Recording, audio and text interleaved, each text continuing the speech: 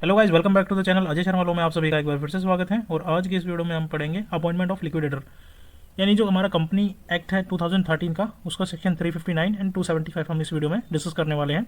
अगर आप लोग चैनल पर नए आए हैं तो वीडियो को लाइक करके चैनल को सब्सक्राइब जरूर कर लीजिएगा ताकि आने वाले अपडेट्स आप तक ईजिली पहुँच सकें। Section 359 according to the company act 2013 appointment of official liquidator. जब किसी कंपनी का जो वाइंड अप होता है तब कंपनी का जो कंट्रोल डायरेक्टर से हटकर उसके इंडिपेंडेंट पर्सन को दे दिया जाता है, जिसे लिक्विडेटर कहा जाता है। लिक्विडेटर का जो काम होता है वो कंपनी की एसेट्स को कलेक्ट करना, डेब्ट्स पे करना और बची हुई प्रॉपर्टी को डिस्ट्रीब्यूट करना। कंपनी एक्ट 2013 के अंडर लिक्विडेटर और ऑफिशियल लिक्विडेटर दोनों का जो है कंसेप्ट दिया गया है। अब हम बात कर लेते हैं लिक्विडेटर कौन होता है। लिक्विडेटर वो पर्सन होता है जो कंपनी के वाइंड अप के दौरान यानी वाइंड अप की सिचुएशन में कंपनी की एसेट्स को रियलाइज करता है और क्रेडिटर्स के क्लेम को सेटल करता है और सरप्लस अमाउंट को कॉन्ट्रीब्यूटरीज में डिस्ट्रीब्यूट करता है।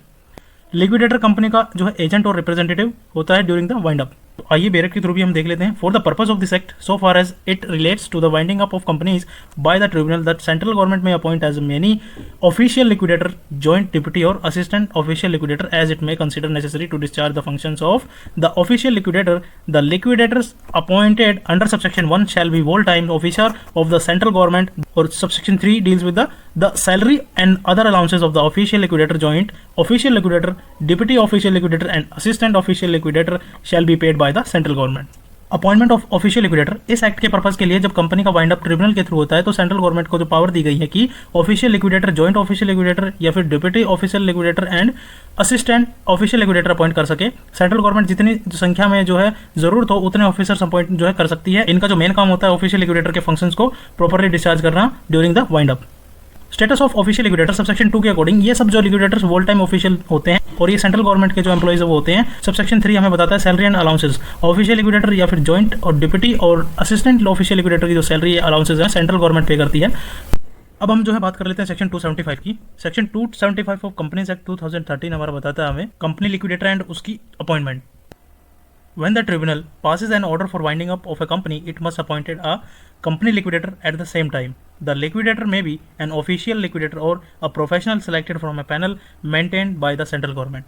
जब ट्रिब्यूनल कंपनी को वाइंड अप जो है उसके ऑर्डर देता है तो उसी टाइम ट्रिब्यूनल एक जो है कंपनी लिक्विडेटर अपॉइंट करता है। ये लिक्विडेटर हो सकता है या तो ऑफिशियल लिक्विडेटर या फिर गवर्नमेंट के बनाए हुए पैनल में से कोई प्रोफेशनल।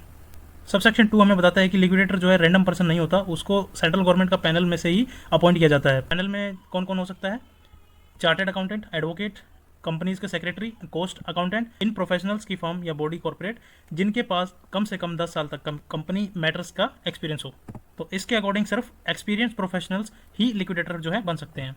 सबसेक्शन 3 हमें बताता है कि अगर ट्रिब्यूनल प्रोविजनल लिक्विडेटर अपॉइंट करता है तो ट्रिब्यूनल उसकी पावर्स लिमिट या रेस्ट्रिक्ट जो है कर सकता है। अगर रेस्ट्रिक्ट ना करें तब उसके पास जो है नॉर्मल लिक्विडेटर जैसी पावर जो है वो होंगी। और सबसेक्शन 4 हमें बताता है सेंट्रल गवर्नमेंट किसी भी लिक्विडेटर का नाम जो है पैनल से हटा सकती है अगर मिसकंडक्ट या फिर फ्रॉड या ब्रीच ऑफ ड्यूटी या प्रोफेशनल इनकम्पिटेंस यानी जो है काम करने में सक्षम ना हो किसी वजह से। उसको पैनल से हटाने से पहले सुनवाई का मौका जो उसको दिया जाएगा, ये यहाँ पे इंपॉर्टेंट है। बिफोर रिमूवल द पर्सन और firm must be given a reasonable opportunity of being heard. यहाँ पे जो है सुनवाई का मौका उसे दिया जाएगा। सबसेक्शन 5 जो हमें बताता है terms and condition and fees. Liquidator की terms and condition and fees जो है ट्रिब्यूनल डिसाइड करेगा, उसके बेस पर काम कितना है या लिक्विडेटर का एक्सपीरियंस कितना है, उसकी क्वालिफिकेशन कितनी है और कंपनी का जो साइज है वो कितना है, ये उसी के ऊपर जो है डिसाइड करेगा। और सबसेक्शन 6 में बताया गया है कि लिक्विडेटर अपना पर्सनल इंटरेस्ट है वो छुपा नहीं सकता। अब हम बात कर लेते हैं सबसेक्शन 7 की। है कि वाइंडिंग अप ऑर्डर देते वक्त ट्रिब्यूनल पहले से अपॉइंट जो है प्रोविजनल लिक्विडेटर जो पहले से अपॉइंट है उसको परमानेंट कंपनी लिक्विडेटर भी बना सकता है, यानी जो टेम्पररी लिक्विडेटर था उसको परमानेंट भी बनाया जा सकता है ट्रिब्यूनल के अकॉर्डिंग। वीडियो पसंद आए तो वीडियो को लाइक, चैनल सब्सक्राइब जरूर कर लीजिएगा ताकि आने वाले अपडेट्स आप तक इजीली पहुंच सके। Keep watching.